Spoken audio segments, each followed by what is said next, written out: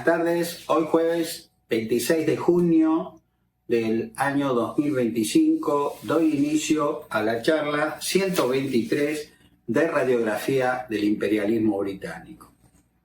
Voy a terminar con el tema que por falta de tiempo no pude hacerlo en la el último encuentro, sobre la fundación de Puerto Bulnes en nuestro estrecho de Magallanes. Repito una vez más, nuestro estrecho de Magallanes. Juan Manuel de Rosas, con el ministro Felipe Arana, envió una nota muy diplomática, muy buena, hoy diría muy picante, diciendo ese territorio es nuestro, los invitamos a que lo desalojen. Los chilenos le contestaron, no, mire, ustedes están equivocados, pero seguimos siendo amigos, vengan para acá, vamos a discutirlo, vamos a encontrar una solución pacífica, bla, bla, bla. No, fue algo muy lacónica la respuesta, que en sí no debatió ninguno de los puntos esgrimidos por la nota de Felipe Arana. Entonces, el 16 de mayo de 1848, Arana les vuelve a enviar una nota mucho más corta, que dice así: el gobierno argentino está seguro que cualquiera que estos títulos sean, los que los chilenos dicen que tienen, no pueden invalidar los numerosos, muy claros e intergiversables de la época que él posee para demostrar sus derechos de soberanía sobre el estrecho de Magallanes y tierras adyacentes, incluso las de Tierra del Fuego, y hacen una demostración de las mismas. No vacilan en anunciarlo a vuestra excelencia, la más evidente que dichos territorios siempre han pertenecido y pertenecen a la Confederación Argentina, y por consiguiente nunca fueron parte integrante del Reino de Chile, y menos son hoy de la República Chilena. Como el gobierno de vuestra excelencia no ha tenido a bien hacer mención a esos títulos y se reserva a tratar este grave asunto con el ministro argentino acreditado cerca de él, el embajador, el infrascripto ha recibido orden de repeler simplemente cualquier derecho que se alegue tener sobre esos terrenos y manifiesta a vuestra excelencia que este gobierno instruirá completamente al ministro argentino, el embajador argentino, por la discusión detenida, amigable y franca que corresponde con el gobierno de Chile. La respuesta chilena fue redactada en agosto de ese año, manifestando extrañeza por la demora en la contestación argentina. Es decir, que verdaderamente empezó un jueguito que bueno, cada uno de ustedes lo calificará como mejor le parezca, ¿no?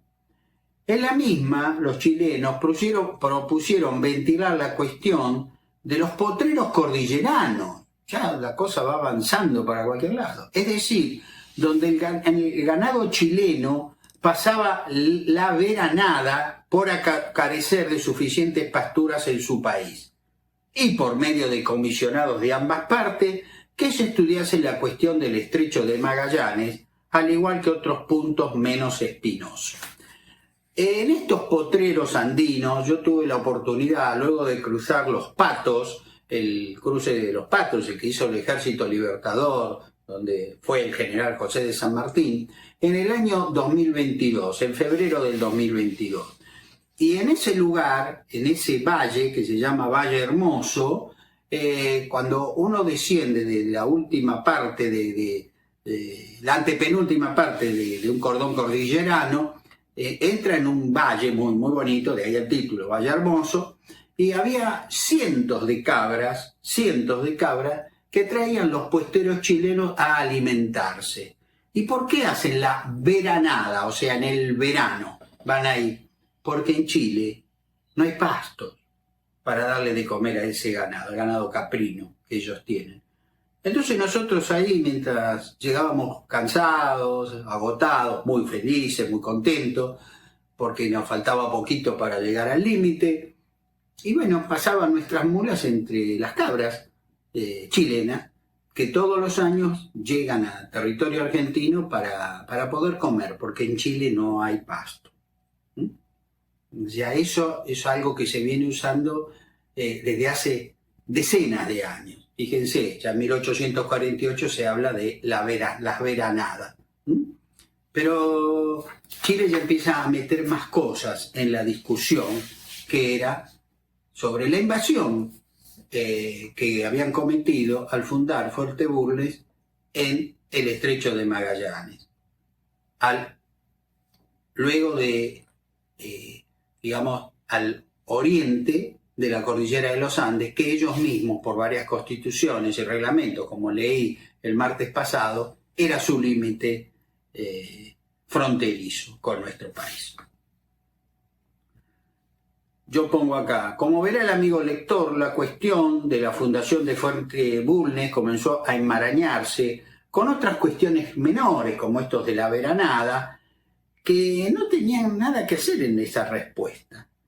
Pero los chilenos, con gran habilidad, comenzaron a utilizar una táctica tendiente a confundir y dilatar la cuestión principal, que debo reconocer les resultó muy beneficiosa. Su mala fe fue evidente. El jueves 16 de noviembre de 1848, el doctor Felipe Arana redactó otra respuesta en la que invitaba al gobierno chileno a comunicarnos los títulos que ellos decían sobre los terrenos en disputa, comprometiéndonos nosotros a hacer lo mismo a fin de resolver y acordar sobre ellos conforme a los derechos cuestionados. Es decir, por favor, envíenos copia de sus documentos en los que ustedes dicen que tienen derecho, nosotros vamos a hacer lo propio con los de ustedes. Así vamos a llegar a un amigable arreglo, ¿sí? Mientras el gobierno de la Confederación Argentina activaba el estudio de la cuestión de límites designado para ello al doctor Pedro de Angelis, redactó en enero de 1849 una memoria histórica. A su vez, el gobierno de Chile encomendó a Miguel Luis Amunátegui una tarea similar con la finalidad de sustentar las pretensiones chilenas y refutar a su vez el trabajo argentino. Posteriormente, Juan Manuel de Rosas pasó la memoria al doctor Dalmacio Vélez Sarsfield, quien, si bien la encontró perfecta, a su vez preparó otra complementaria. Y acá en este punto yo me detengo por el momento, pues continuaré con esta interesante cuestión cuando sea el tiempo, digamos, adecuado, para no confundirlos a ustedes, porque mientras esto ocurría estaban pasando otras cosas. En este caso puntual, se va a detener todas las protestas argentinas por la caída de Juan Manuel de Rosas en la batalla de Caseros, librada el 3 de febrero de 1852. ¿Ya? O sea, el tema ahora es un punto y aparte. Ya lo voy a volver a retomar. Ahora debemos seguir con otros temas. ¿Cómo se generó el bloqueo anglo-francés? La importancia de las cuestiones diplomáticas argentinas vuelven al Río de la Plata rápidamente. El estrecho de Magallanes queda por el momento olvidado. El primer bloqueo a nuestros puertos por parte de la escuadra francesa, como hemos visto, finalizó el jueves 29 de octubre de 1840 con la firma del denominado Tratado Arana-Macquart. Por el mismo, se estipuló que Juan Manuel de Rosas, que Argentina, debe reconocer indemnizaciones a los ciudadanos franceses que hubieran padecido persecuciones, servicios militares y cualquier tipo de inconvenientes durante dicho conflicto. Con relación a los argentinos proscriptos, los mismos serían amnistiados y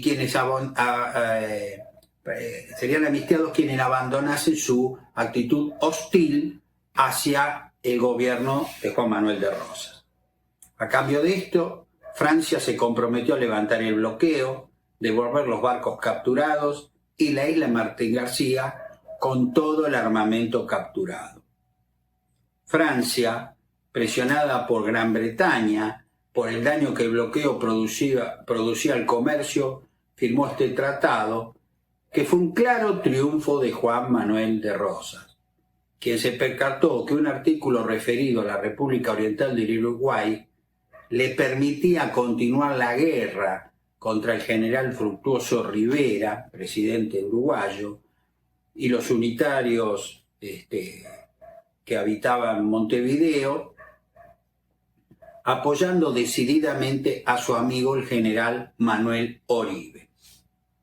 Al producirse la definitiva derrota unitaria, el general Oribe, acuérdense que era el que persiguió los restos del ejército de Lavalle, y que luego de muerto quería, hasta presionó a Bolivia para que le entregara la cabeza, para llevársela de regalo a Rosas, ¿no? Oribe, un hombre muy, muy sanguinario.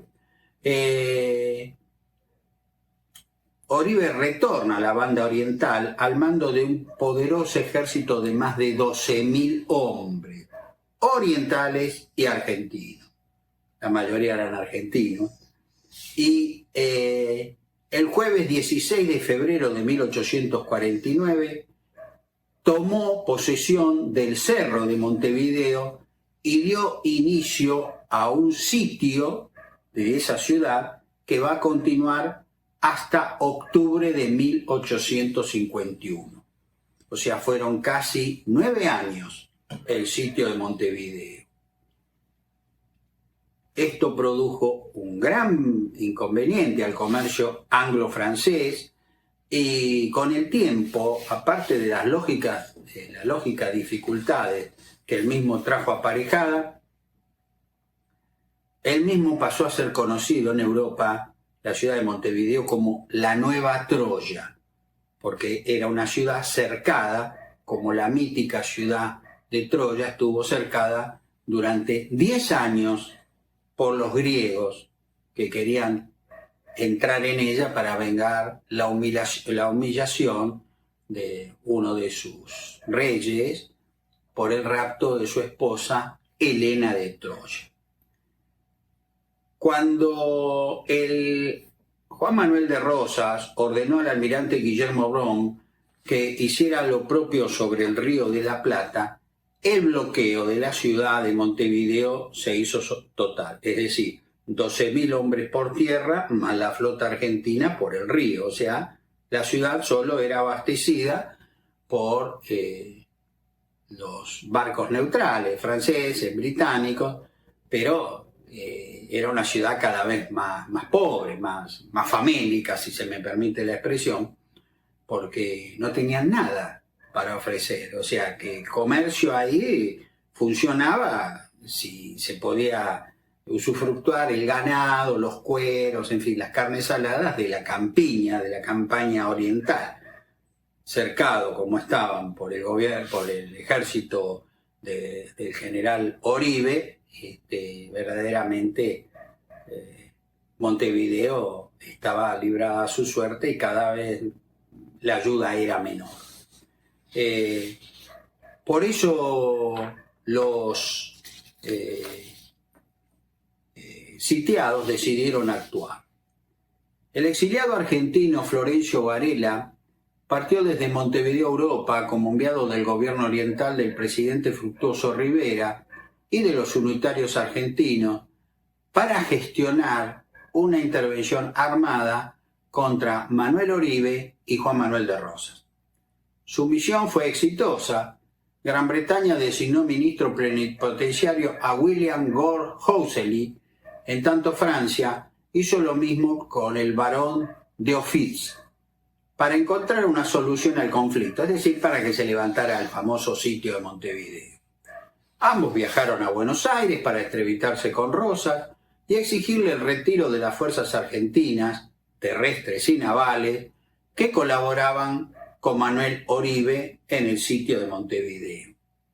Durante su permanencia en Francia, Florencio Varela visitó al general José de San Martín, a quien puso al tanto de la situación imperante Y si bien el Libertador comprendió que las pasiones desencadenantes por las guerras intestinas hacían muy dificultoso arribar a una pacífica transacción, le manifestó que nunca avalaría una intervención extranjera como la que Varela estaba pidiendo.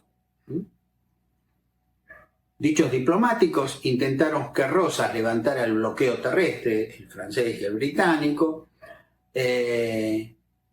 pero Rosas le respondió que Oribe era el verdadero presidente de la República Oriental del Uruguay, que había colaborado con la Confederación Argentina ante el ataque de los salvajes unitarios Juan Galo de la Valle, José María Paz y Fructuoso Rivera, y que por tal motivo él no podía rechazar la ayuda solicitada por tan leal aliado.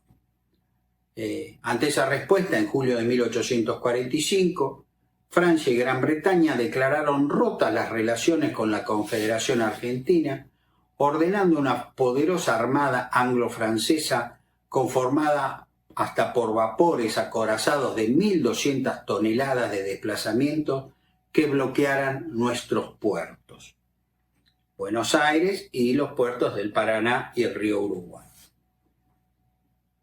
El almirante Guillermo Brown debe entregar la flota argentina por orden de Juan Manuel de Rosas.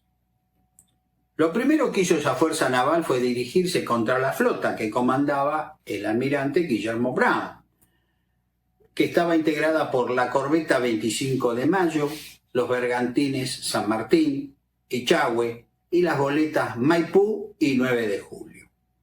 En la noche del lunes 21 de julio de 1841, la fragata inglesa Águila y el bergantín francés Dassas, navegando con gran sigilo, fondearon en forma paralela a la 25 de Mayo y a la San Martín, apuntando sus cañones a sus cascos, y por medio de emisarios le informaron a Guillermo Brown que nuestra flota estaba impedida de levar anclas y que tenía que entregar de inmediato todos los marinos ingleses y franceses que tuviera a bordo, que eran varios, porque generalmente viejos marinos encontraban un conchavo, digamos, en las flotas de todo el mundo, y la de la Argentina no fue la excepción. Eran hombres que sabían el negocio de la marinería, de la navegación, así que cuando los desechaban en sus propios países, encontraban trabajo en países como el nuestro, que no teníamos una gran tradición naval. Juan Manuel de Rosas le había ordenado a Guillermo Brown que en caso de producirse un hecho semejante no ofreciera resistencia y accediera a todas sus demandas a fin de evitar mayores males. Si bien comprendía esas razones políticas, el honor de haber defendido la bandera de la patria por tantas décadas no le permitió aceptar tamaña humillación pasivamente. Y así, el sábado 2 de agosto, aprovechando la crecida, la marea alta y el viento favorable, en gran silencio izó las velas y liberó las anclas intentando internarse en el Río de la Plata. Es decir, ese glorioso y valiente lobo de mar no quiso entregar la flota, dijo, vámonos. Lamentablemente el enemigo advirtió la maniobra y abrieron fuego contra nuestra flota, y una bala rasante destruyó el camarote de Brown en la popa, salvando milagrosamente su vida. Tiempo después, así recordó ese triste momento. Este cañonazo me colocó en la fuerte como amarga situación de valorar debidamente las consecuencias de una imprudente resistencia, pues que ella solo produciría el sacrificio de vidas inocentes, mucho más cuando nuestras artillerías estaban descargadas. Tal agravio clamaba imperiosamente el sacrificio de la vida con honor, mas también la subordinación religiosa a las supremas órdenes del gobernador Rosas, para evitar la aglomeración de incidentes que complicasen las circunstancias, pudo resolver al que firma para arriar un pabellón que por 33 años ha sostenido con toda dignidad en las aguas del Plata. De ese modo, gran parte de nuestra flota de guerra pasó al poder anglo-francés. La 25 de mayo y el San Martín pasaron a la posesión francesa, siendo además esta última, la San Martín, la nave insignia de su flota, en tanto que la Maipú y el 9 de julio fueron adjudicados a los británicos en el piratesco reparto que aconteció en el puerto de Montevideo. Los británicos tenían una flota impresionante. El vapor Gorgon, que era el buque insignia, desplazaba 1.200 toneladas, igual que el Firebrand, la corbeta Comus y los bergantines Dolphin, Fanny y Philomel, con un total de 50 poderosos cañones. Los franceses, por su parte, tenían una flota integrada por el vapor Fulton, de 650 toneladas, los bergantines Pandour y Procida, y la corbeta Expeditive, con 49 cañones. Algunos de ellos Pysangs, que dispersaban una moderna bala explosiva que aquí se desconocía y que tenía un gran poder destructivo. El combate de la vuelta de Obligado.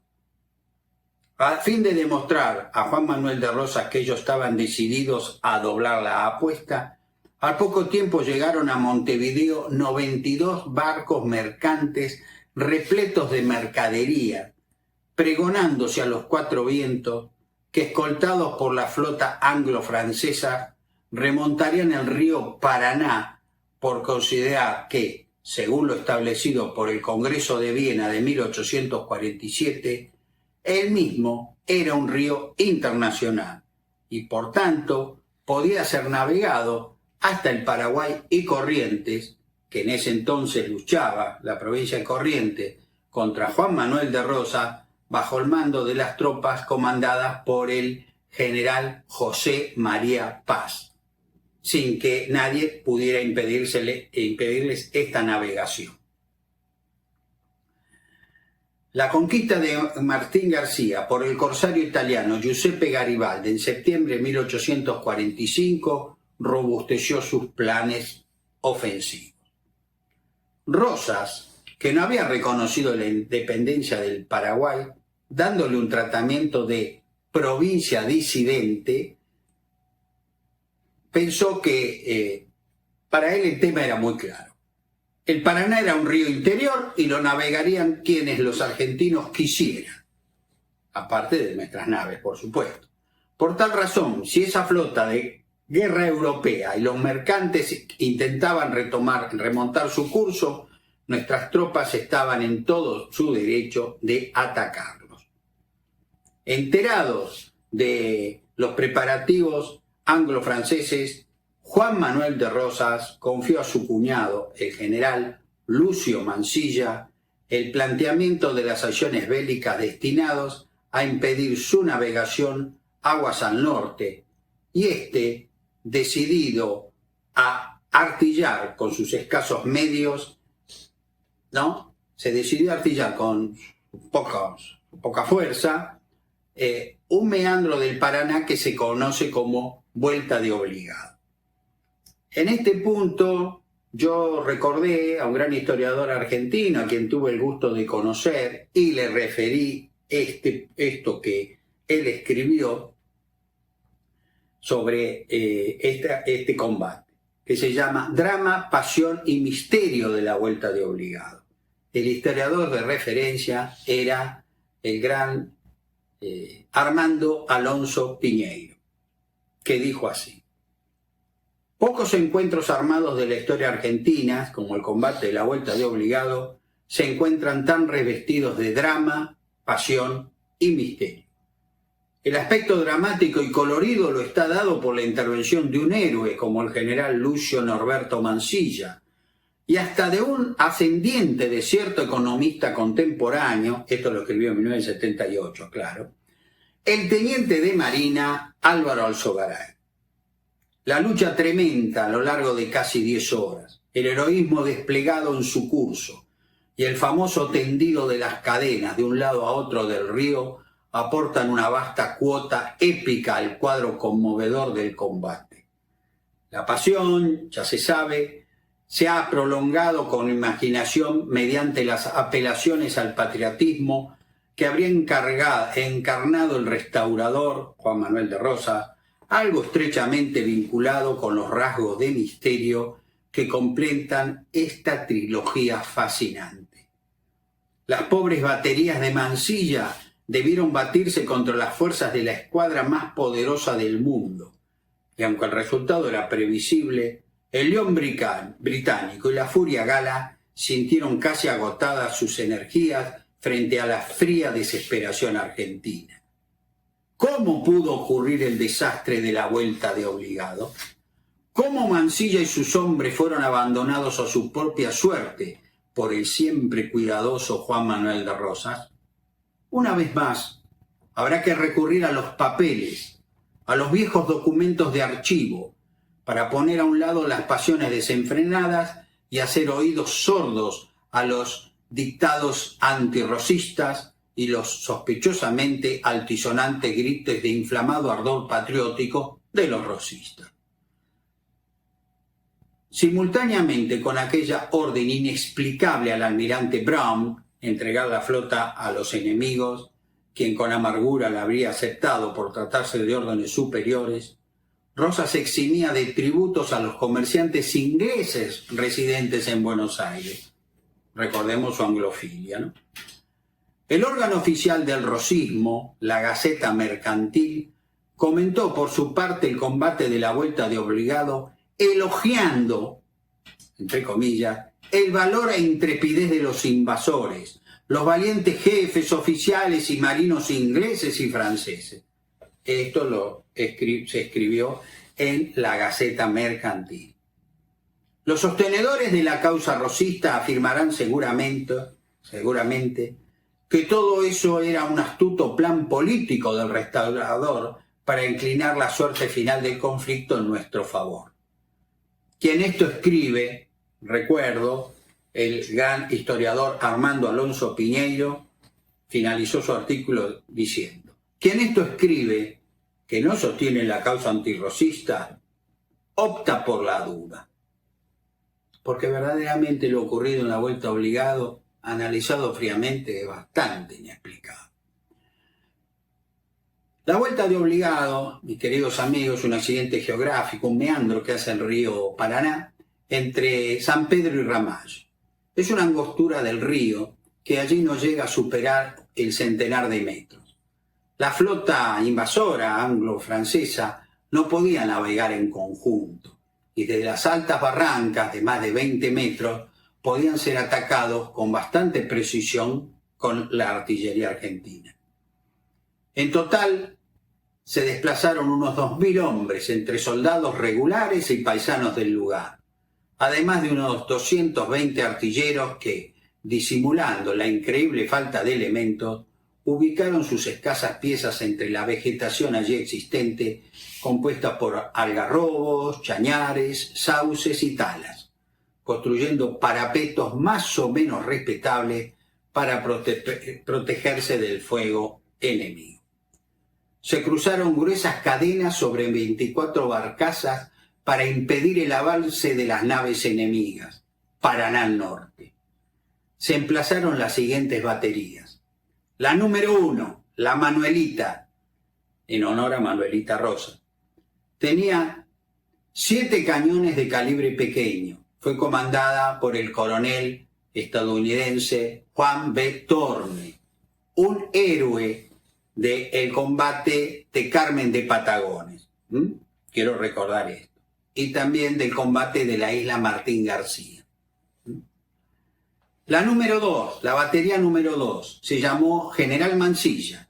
Tenía 3 cañoncitos, aptos solo para fuego rasante, y por eso fue ubicada en las barrancas del Paraná, en un declive del terreno, y la comandó Felipe Palacio. francesa Batería existía un islote muy próximo a la costa que dividía el curso del Paraná. En el brazo del río que daba más cerca de esta batería se ubicaron 24 lanchones unidos entre sí por 3 cadenas muy gruesas.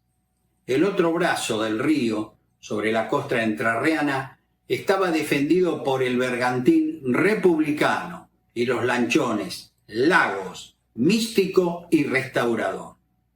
La número 3 era la General Brown, armada con 5 cañones de regular calibre pequeño, que fue puesta bajo el mando del teniente Eduardo Brown, hijo del prócer, del padre de la Armada Argentina, Guillermo Brown. La número 4 era la Restaurador Rosas, que tenía 6 cañones regulares, comandados por el teniente Álvaro Alzogaray. El martes 18 de noviembre la flota invasora se topó con las defensas construidas por Mansilla y sus hombres, por lo que decidieron planear muy bien cómo harían para atravesar esas defensas. Al amanecer del jueves 20 de noviembre de 1846 se produjo una escaramuza a unos pocos kilómetros aguas abajo del río Paraná, cuando 3 lanchones argentinos que patrullaban el río fueron atacados por la artillería invasora. Casi al mismo tiempo fueron cañoneadas varias de las barcazas que, acodadas con gruesas cadenas, pretendían impedir el paso de la escuadra enemiga. A las 8 horas, el vapor inglés al mando de Charles Hotman comenzó a cañonear nuestras posiciones sin causar mucho daño, pero a las 10:30, al reunirse toda la flota invasora, se produjo un verdadero diluvio de cohetes con Greb y hacerse más efectivo el cañoneo sobre nuestras baterías, que, en la medida de lo posible, les respondieron con gran valor, pese a tener menos alcance y precisión, así como cadencia en los disparos por ser más lentas de cargar. Las tropas argentinas que defendían el paso, al generalizarse el combate, lo recibieron con un desafiante grito de ¡Viva la Patria!, comenzando la banda militar del Regimiento de Infantería número 1, Patricios, a tocar los acordes del himno nacional argentino. Al encontrarse el bergantín San Martín, entregado en Montevideo, al comando del almirante Treutard, quien había izado su bandera de nave insignia frente a nuestras baterías, estas abrieron fuego, matándole en acto a unos 28 tripulantes y dañando al buque seriamente en su arboladura y velamen, quedando por lo tanto a la deriva, con muchos muertos y la cadena del ancla cortada a cañonazos. El vapor Fulton, la corbeta Comus y los bergantines Pandur y Dolphin intentaron forzar el brazo que daba entre ríos, el que era protegido por nuestras naves, como ya lo expliqué. Pero un intenso fuego de artillería dejó fuera de combate a los 2 bergantines, silenciando al Fulton y obligaron al Comus a retirarse. Todo parecía indicar que los podríamos vencer, pero lamentablemente Juan Manuel de Rosas no tomó las previsiones necesarias para enviar pólvora y balas de cañón suficiente para seguir combatiendo. La pregunta que muchos nos hemos hecho, luego de analizar fríamente cómo se desarrolló el combate, es: ¿no pudo o no quiso hacerlo? Pensó que quizás incrementar el daño a esa flota podía generarnos más problemas. No lo sé, nadie lo sabe. Los barcos se fueron percatando que nuestros disparos eran cada vez más raleados y por esa razón retomaron el ataque con todo su poderío sobre las naves que defendían el brazo del Paraná sobre la costa entrerriana. Poco después del mediodía, los lanchones Lagos, Místico, Restaurador habían sido hundidos, mientras que el bergantín Republicano fue volado por su comandante, ¿no?, hizo estallar la Santa Bárbara, y los sobrevivientes se unieron a los defensores que desde tierra repelían con lo que tenían a los invasores. En medio de este desigual combate, el comandante del vapor Fillebrandt, capitán Hope, logró cortar al martillazo las cadenas que unían las 24 barcazas y de este modo las naves de guerra comenzaron a sortear el obstáculo y así, al ponerse al norte de esta línea imaginaria que había sido la defensa del río, le fue más fácil atacar la batería manuelita, pero el valiente coronel Thorne, el estadounidense, no se amilanó y respondió tiro a tiro durante más de 8 horas, siendo su actuación tan heroica que el propio enemigo lo reconoció sin ocultar su gran admiración por esos valientes. A las 4 de la tarde comenzó el desembarco anglo-francés, mientras que actuando en forma coordinada fue silenciada definitivamente la batería Restaurador, corriendo la misma suerte las otras 2 baterías, la General Brown y la General Mansilla. Como un gesto de verdadero desprecio a la propia vida, los sobrevivientes de esas 3 baterías se dirigieron resueltamente a unir su suerte con sus compañeros de la única batería que quedaba en pie, dañada y casi sin parque, y siguieron contestando el fuego de los invasores en la medida de sus posibilidades. El regimiento de infantería número 1, Patricio, haciendo honor a su trayectoria, descolló por su valor. Considero que para destacar su actuación, en razón que mis palabras pueden ser tomadas como fruto de la subjetividad que todo escritor tiene, a fin de evitar este perjuicio, es decir, no voy a hablar yo, va a hablar un enemigo que tuvimos en ese momento sobre la conducta de los patricios. En 1889, el almirante Bartolomé James Sullivan le escribió al cónsul argentino en Londres una carta acompañando una bandera argentina capturada en el combate que tuvo a bien devolver. Y la nota, que es hermosa, dice así: en la batalla de Obligado, en el Paraná, el 20 de noviembre de 1845, un oficial que mandaba la batería principal causó la admiración de los oficiales ingleses que nos hallábamos más cerca de él por la manera con que animaba a sus hombres y los mantenía en sus puestos, al pie de los cañones, durante su fuerte fuego cruzado, bajo el cual esa batería estaba más especialmente expuesta. Por más de 6 horas se paseó por el parapeto de la batería, exponiendo su cuerpo entero, sin otra interrupción que cuando, de tiempo en tiempo, ponía él mismo la puntería de un cañón. Por prisioneros heridos de su regimiento, supimos después que era el coronel Ramón Rodríguez, del regimiento de Patricios de Buenos Aires. Cuando todos los artilleros fueron muertos o heridos, hizo maniobrar los cañones con soldados de su regimiento de infantería hasta que el combate estuvo casi terminado, perdiendo 500 entre muertos y heridos de 800 que lo componían. Cuando los marineros y soldados ingleses desembarcaron a la tarde y tomaron esa batería, con los restos de su regimiento, sin otro concurso de las fuerzas defensoras, mantuvo su posición en retaguardia, a pesar del fuego cruzado de todos los buques por entre los bosques en que se hallaba detrás la batería, y fue el último en retirarse. La bandera de dicha batería, que había defendido tan noblemente, fue arriada por uno de los hombres de mi mando y fue dada por el oficial inglés de mayor rango, capitán Charles Hotman. Al ser arriada la bandera cayó sobre alguno de los cuerpos de los caídos y fue manchado con su sangre. He visto últimamente que la bandera de un regimiento inglés que estaba en poder de una familia desde la guerra de 1807, la invasión de Wittlow, había sido restituida al regimiento por su familia. Deseoso de seguir este ejemplo, quiero restituir al coronel Rodríguez, si vive, y si no, al regimiento de Patricios de Buenos Aires, si aún existe, la bandera bajo la cual y en la noble defensa de su patria cayeron tantos de los que en aquella época lo componían. Si el coronel Rodríguez ha muerto y si el regimiento no existe, yo pediría a cualquiera de los miembros supervivientes de su familia que la acepten en recuerdo suyo y de la muy brava conducta de él, de sus oficiales y de sus soldados en obligado.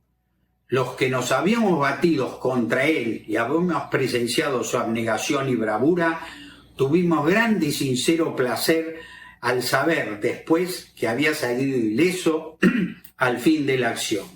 Almirante B. J. Sullivan. Señoras, señores, mejor epílogo para la gesta del combate de la vuelta de obligado es imposible de hallar. Tengan ustedes muy buenas tardes.